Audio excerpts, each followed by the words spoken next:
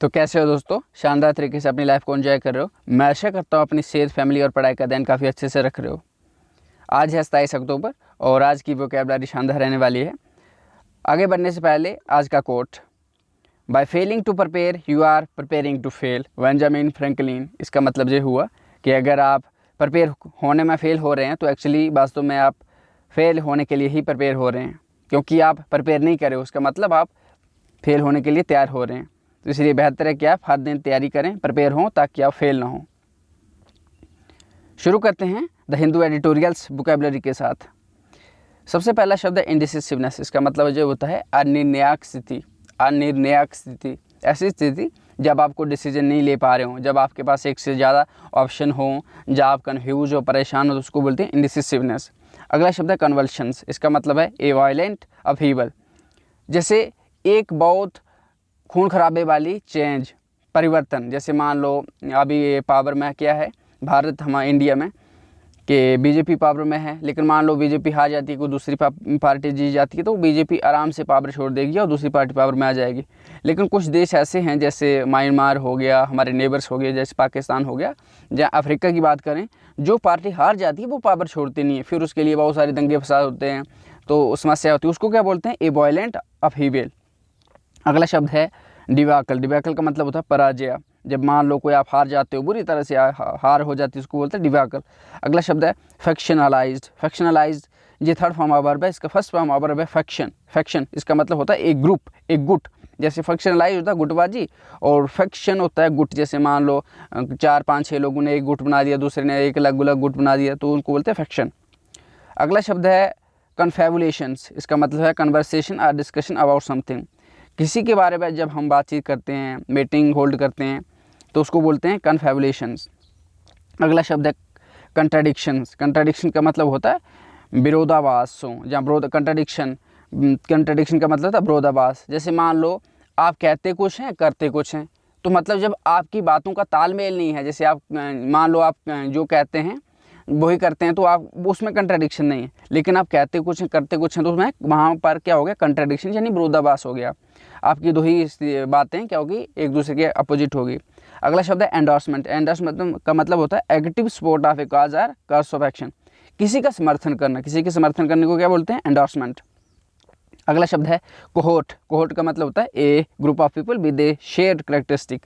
Cohort होता है एक गुट, एक ग्रुप लोगों का जिनकी जो फीचर्स होते हैं सेम होते हैं। जैसे मान लो कोई पार्टी बन गई, जैसे बीजेपी में सेम इंटरेस्ट वाले लोग हैं, कांग्रेस में सेम इंटरेस्ट वाले लोग हैं, और दूसरी पार्टी होगी जो अलग अलग, उसमें उसी इंटरेस्ट के लोग होते हैं। तो जो एक ही इंटरेस्ट के लोगों का जो ग्रुप होता है उसको बोलते हैं कोहोर्ट। अगला शब्द है डीलेजिटिमाइज। डीलेजिटिमाइज का मतलब होता है विदड्रा लेजिटिमेट स्टेटस और अथॉरिटी फ्रॉम। देखो, लेजिटिमाइड का होता है वैधता और डीलेजिटिमाइड होता है अवैधता। जैसे मान लो, जैसे हमारे जो पैसे 500 या 2000 के नोट पहले बंद हुए थे, पहले क्या था? वो लेजिटिमेट थे, क्योंकि गवर्नमेंट ने बोला था कि आप इनको यूज़ करोगे, इनका जो भी वैल्यू आपको दी जाएगी। लेकिन बाद जैसे उन्होंने क्या किया, उनको डिमोनेटाइजेशन कर दिया, तो क्या हो गई? डिलेजिटिमेट हो गए ना। उनकी जो पावर थी, अथॉरिटी थी, जो वैल्यू थी, वो विड्रा कर दी गवर्नमेंट ने। तो विड्रा लेजिटिमेट, जो किसी को पावर दी होती है उसको वापस ले लेना, उसको बोलते हैं डीलेजिटिमाइज। अगला शब्द है डिसोनेंस। डिसोनेंस का मतलब होता है लैक ऑफ एग्रीमेंट और हार्मोनी बिटवीन पीपल और थिंग्स। देखो, कंसोनेंस का क्या होता है? जब आप जो कहते हैं और करते हैं सेम ही है, लेकिन जब डिसोनेंस का मतलब होता है जब आप कहते और करते हैं उनमें वो क्या है? तालमेल नहीं है। जैसे मान लो लोगों, जैसे लैक ऑफ एग्रीमेंट और हार्मोनी बिटवीन पीपल और थिंग्स, जब लोगों के बीच और चीज़ों के बीच क्या हो? हार्मोनी ना हो, तालमेल ना हो, उसको क्या बोलते हैं? डिसोनेंस। अगला शब्द है जियोपॉलिटिकल। जियोपॉलिटिकल का मतलब होता है related to politics, specially international relation as influenced by geographical factors. देखो, जियोपॉलिटिकल का मतलब होता है भू राजनैतिक। जैसे मान लो भारत हो गए, भारत के साथ नेबर्स कौन से? चाइना हो गया, पाकिस्तान हो गया, नेपाल, भूटान हो गया, श्रीलंका हो गया, म्यांमार हो गया। अब इनके पास जियोपॉलिटिकल सिचुएशन है भारत की, रिलेटेड टू हमारे पॉलिटिकल के जो फैक्टर होते हैं, जिससे हमारे जो नेशनल इंटरेस्ट क्या होते हैं? प्रभावित होते हैं, उनको बोलते हैं जियोपॉलिटिकल। अगला शब्द है एबिंग। एबिंग का मतलब होता है ए ग्रेजुअल डिक्लाइन इन साइज और स्ट्रेंथ, पावर और नंबर। देखो, धीरे धीरे किसी चीज़ का क्या होता है? जब घटाव होता है तो उसको बोलते हैं एबिंग, यानी एब। आपने सागर में लहर देखी होगी, जैसे पहले तो बहुत बढ़ती जाती है और फिर धीरे धीरे धीरे क्या जब बढ़ती है तो वो समुद्र के किनारे पे काफ़ी आगे तक चली जाती है, लेकिन जैसे वो घटती है तो उसको क्या पीछे जब बहुत पीछे चली जाती है तो उसको बोलते हैं एबिंग, यानी धीरे धीरे किसी का घटना। अगला शब्द है डिसरप्शन। डिसरप्शन का मतलब होता है अवरोध यानी इंटरप्शन, बाधा। जैसे मान लो आप कोई काम कर रहे हो तो आप तेज़ी से दौड़ रहे हो तो किसने क्या कर लिया, कंकड़ फटाया। जैसे मान लो आप दौड़ने की प्रैक्टिस करते हो ग्राउंड में, लेकिन क्या किया, आपको आपकी दौड़ को बाधा पहुंचाने के लिए किसी ने क्या कर दिया, बम पर वो कंकड़ फेंक दिए, तो मतलब वो होगी आपके लिए डिसरप्शन, बाधा जनी। अगला शब्द है बोर्स। इसका मतलब होता है an exchange where securities are commodities are regularly bought and sold. देखो बोर्स का मतलब होता है जहाँ पर आप क्या कहते हैं, वो लेन देन होता रहता है, एक्सचेंज होता रहता है, जहाँ पर आप चीज़ें खरीद रहे हैं, जहाँ पर बेच रहे हैं, उनको बोलते हैं कमोडिटीज़। जहाँ कोई सिक्योरिटीज़ तो उनको क्या बोलते हैं बोर्स। अगला शब्द है सैंगुइन। सैंगुइन का मतलब होता है आशावादी। एक होता है निराशावादी, पैसिमिस्ट, निराशावादी, ऑप्टिमिस्ट यानी आशावादी। तो सैंगुइन का मतलब भी वही होता है आशावादी। जैसे होता है इमिनेंट। इमिनेंट का मतलब होता है कमिंग और likely to happen very soon, जो चीज़ बहुत ही पास में होने वाली हो। जैसे इम्पेंडिंग बोलते हैं इसको, इम्पेंडिंग। इसका मतलब होता है बहुत ही पास में कोई चीज़ होने वाली है, जैसे 1-2 दिन में, 5-6 मिनट के में, अभी पास में होने वाली, उसको बोलते हैं इमिनेंट। अगला शब्द है स्लम्प। स्लम्प का मतलब होता है मंदी, a fall in the price value sales etcetera of something. जब किसी चीज़ की वैल्यू में गिरावट होती है, जैसे स्लम्प यानी मंदी, गिरावट, किसी चीज़ में गिरावट, वो हो सकती है प्राइस में हो, किसी वैल्यू में है, किसी और चीज़ में हो, तो उसको बोलते हैं स्लम्प। अब है वोकैबुलरी डिफरेंट इंग्लिश न्यूज़पेपर से। सबसे पहला शब्द यानी फ्रेज है ऑल आइज आर ऑन। इसका मतलब होता है everyone is paying attention to something और समवन। देखो ऑल आइज आर ऑन का मतलब होता है जब सारे सबकी निगाहें किसी पर लगी हों। कंट्रोवर्सी। कंट्रोवर्सी का मतलब होता है विवाद, यानी public discussion and disagreement about something. जब लोग क्या होता है किसी वस्तु व्यक्ति के बारे में सारे लोग एग्री नहीं होते हैं तो उसको बोलते हैं कंट्रोवर्सी, विवाद है। अगला शब्द है वेन्यू। वेन्यू का मतलब होता है प्लेस, लोकेशन, स्पॉट, आयोजित स्थल। जहाँ कोई चीज़ ऑर्गेनाइज की जाती है उसको बोलते हैं वेन्यू। जैसे बोलते हैं ना कि एग्जाम उस वेन्यू पे किए जाएंगे, मीटिंग उस वेन्यू पे की जाएगी। अगला शब्द होता है नॉट विद स्टैंडिंग। इसका मतलब होता है नेवरदीलेस, नॉनदीलेस, दो यानी बावजूद। जैसे होता है ना कि इसके बावजूद भी, नॉनदीलेस हो गया, नॉनदीलेस हो गया, नेवरदीलेस हो गया, नॉट विद स्टैंडिंग हो गया। अगला शब्द है स्पेक्टेकल। इसका मतलब होता है दृश्य, नज़ारा देखने वाले। Spectacles, spectators. स्पेक्टेटर्स होते हैं जो दृश्य देखते हैं, और स्पेक्टेकल होता है दृश्य, नज़ारा। जैसे आप कोई नज़ारा देखने के लिए गए, कुछ देखने के लिए गए। अगला शब्द है एरा। एरा का मतलब होता है युग, यानी epoch, age, period, time, aeon भी बोलते हैं, स्पेन भी बोलते हैं। अगला स्पेल भी बोलते हैं। अगला शब्द है राउंड द क्लॉक। इसका मतलब होता है ऑल डे एंड नाइट, 24 घंटे। जैसे कोई चीज़ चलती है ना राउंड द क्लॉक तो उसको बोलते हैं, जैसे पुलिस काम करती है राउंड द क्लॉक करती है, 24 घंटे काम करती है। अगला शब्द है अलोर। अलोर का मतलब होता है किसी को आकर्षण करना, लुभावन रहना, लुभाना किसी को, तो उसको बोलते हैं लुर, ड्रा, पुल, अपील। अगला शब्द है काइंडल। काइंडल का मतलब होता है उत्पन्न करना, जैसे किसी के अंदर कुछ इच्छा उत्पन्न करना, क्रोध उत्पन्न करना, कुछ भी स्टिमुलेट करना किसी को, यानी प्रमोट करना। अगला शब्द है वर्ल्ड वाइड। वर्ल्ड वाइड का मतलब होता है विश्वव्यापी। अगला शब्द स्टीर। स्टीर का मतलब होता है जगाना, हिलाना। जैसे मान लो आपने गिलास में क्या करा, पानी डाला और उसमें चीनी डाल दी। अब क्या शरबत बनानी है आपको, शरबत कैसे बनाओगे, आपको चम्मच के साथ उसको हिलाओगे ना, जो चीनी को पिघलाने के लिए, तो उसको क्या बोलते हैं स्टीर।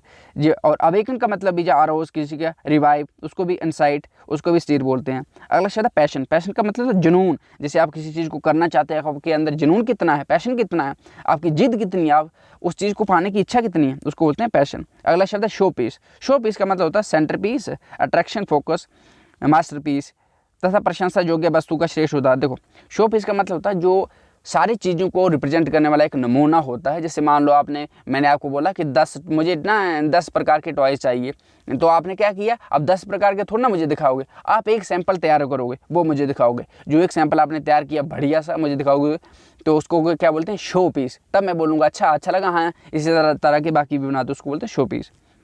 अगला शब्द है नर्ड।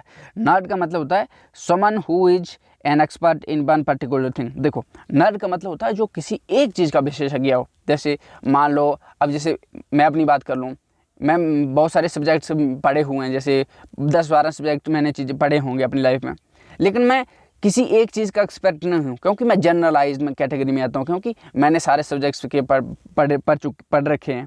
लेकिन मान लो कोई इंसान ऐसा है जिसने एक ही सब्जेक्ट पढ़ा जीवन भर, तो जो उसको क्या बोले, उसको बोलो नर्ड, क्योंकि एक सब्जेक्ट का वो क्या है, एक्सपर्ट है। अगला शब्द है लुक आउट फॉर, इसका मतलब होता है किसी को खोजना।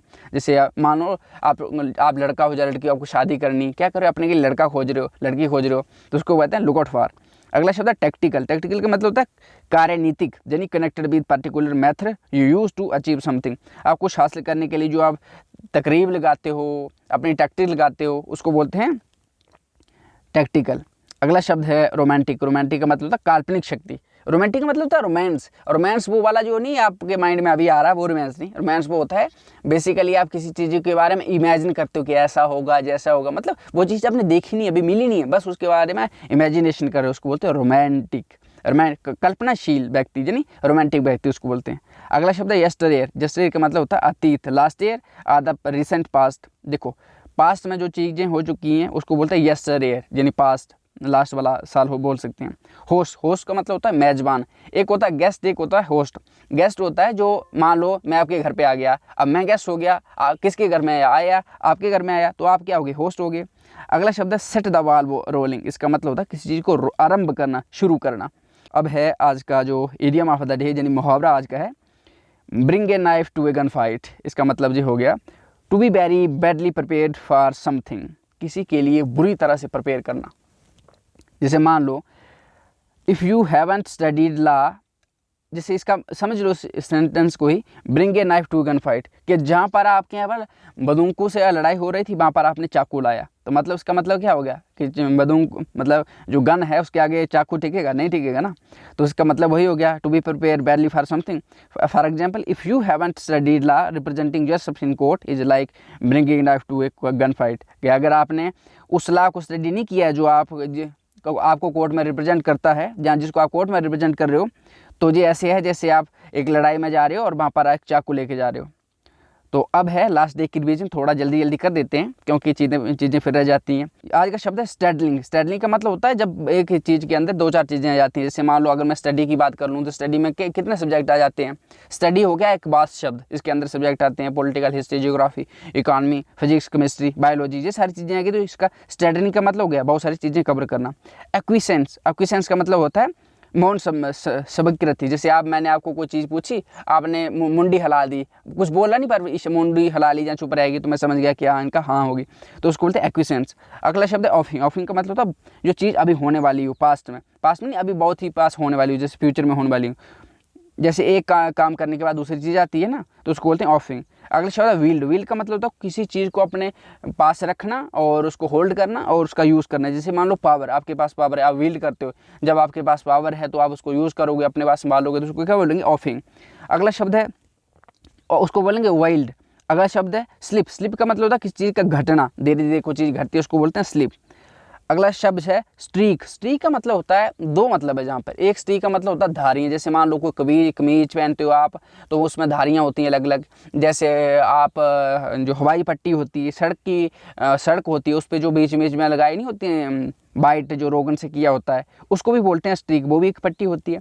दूसरा जो होता है किसी करेक्टर का एक कोई चीज़, कोई वैल्यू, कोई वर्च्यू बार दिखना, उसको भी बोलते हैं स्ट्रीक। जैसे मान लो आप इंसान अच्छे हो लेकिन आप में क्या होता है कि सेल्फिश है, तो उसका थोड़ी झलक दिखती जाएगी। जो आपकी किसी बुरे वर्च्यू की या अच्छों की झलक दिखती जाएगी, उसको भी स्ट्रीक ही बोलते हैं।